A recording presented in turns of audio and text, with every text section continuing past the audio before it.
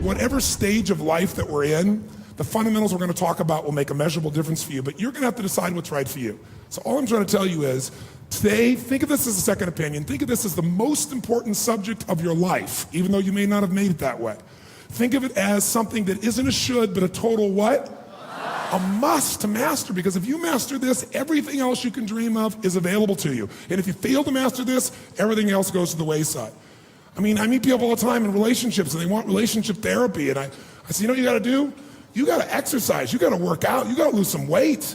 You guys are just so tired, there couldn't possibly be any passion. When you're exhausted, there is no passion. And people say, okay, well, I'm gonna really work on a plan and I'm gonna organize things and I'm gonna find the best trainer. And you know, I come back and I'm talking to them a week later and they're still planning things. And this woman's telling me, no, but I'm gonna get the best trainer. I'm gonna have the very best trainer and organize this. I said, ma'am, with all due respect, you don't need a plan, you need a trainer, you need somebody who gets behind you and just yells, run!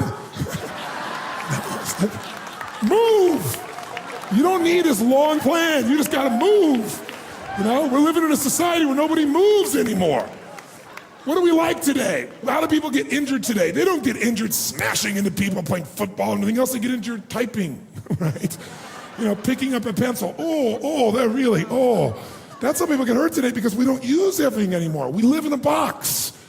Think about it. Think about our lives today and how different it is than maybe the way we were formed to be made, to run, to hunt, to create, to procreate, to raise our children, to move, to farm, to do all the things that made us use all of our body.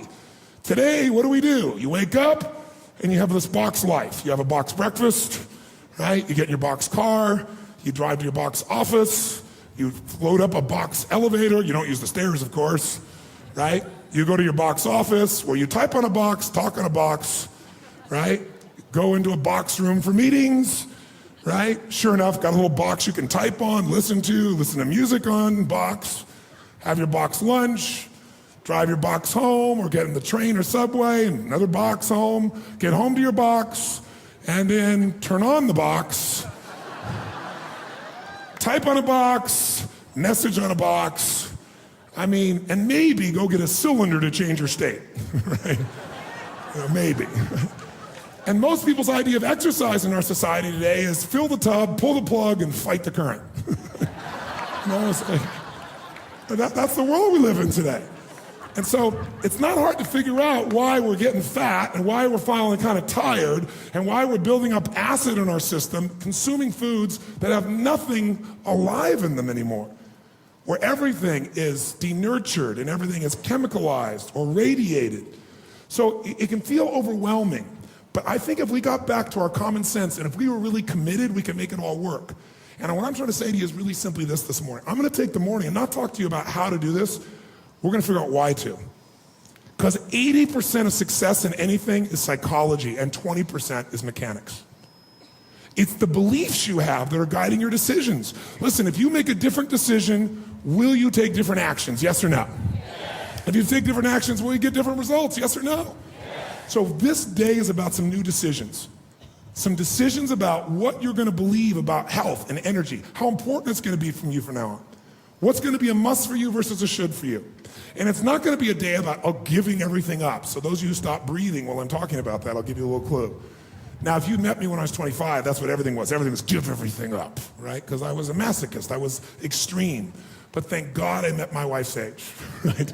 Anybody who's been through our Life Mastery program, they all bow to Sage because she balanced me out. Before I met Sage, I'd gone 24 years without one bite of chocolate.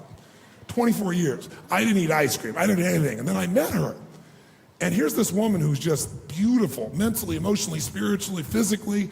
And I met her getting my blood done at my own program. And sure enough, she's amazing. We make a connection, we became friends. Long story short though, in doing the blood with her, when I finally started to date her, I thought, this woman, she's into wheatgrass. She's a phlebotomist. She could do my blood daily. I know how I'm doing it. This is cool stuff, you know? That's really cool. She's an acupuncturist, right? So she can do acupuncture. I'm like, wow, you know? And frankly, I have, a certain amount of pride in my understanding of vitality and health and my ability to execute in that area. But she blew me away in what she knew in this area. She's had a practice for years. She worked with people that are dying to help turn them around, and some of them that are dying that are gonna make a transition. She's there for them emotionally in hospice. So she's an unbelievable woman. So we go out on a date. And we're talking everything else. And at the end of the day, I'm thinking wheatgrass, we're gonna have greens. I mean, she's gonna be the easiest lifestyle in the world. I mean, being around her will be so easy. And she orders a hot fudge sundae. I was like,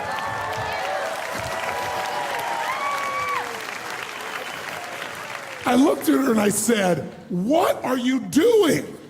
And she said, "Living, anal man."